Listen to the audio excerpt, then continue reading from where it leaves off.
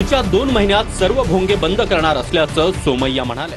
5,000 अनधिकृत भोंगे आहेत, 1,000 फक्त अधिकृत आहेत। तिथे पण ध्वनी प्रदूषण व्हायोलेशन होत आहेत आणि मी देवेंद्र फडणवीसला पुन्हा एकदा विनंती केली आहे। त्यांनी सांगितलंय की पुढच्या 2 आठवड्यात याच्या संबंधी कडक नियमावली प्रसिद्ध होणार। कळलं का? पेड वर्कर आहे तू। त्यांनी सांगितलं ना, मी कुणाच्या मार्गदर्शनात काम करतो। किरीट सोमय्या हा भाजपचा एक शिस्तबद्ध कार्यकर्ता आहे। मग यात सगळं आलं उत्तर। माझा पक्षाने मला ज्या ज्या वेळी जे जे सांगितलं ते मी केलं।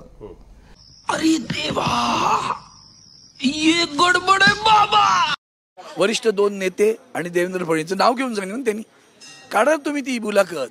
मग फडणवीसना ते आवडलं, दिल्लीला पटलं आणि त्यांनी सांगितलं। मला तर हेही आठवते, मी सांगितलं होतं ठाकरे नको, आपण त्याच्या शिवाय सगळे भ्रष्टाचार। देवेंद्रजींनी सांगितलं पक्षाचा हा आदेश आहे। समझ रहे हो ना? मग कोणाच्या मार्गदर्शन चाललंय? तूच एकटा आहेस का? बाकी याला कळत नाही का? बाकी ते मूर्ख आहेत, हा एकटा शहाणा। याच्यातून तुम्ही समजलं पाहिजे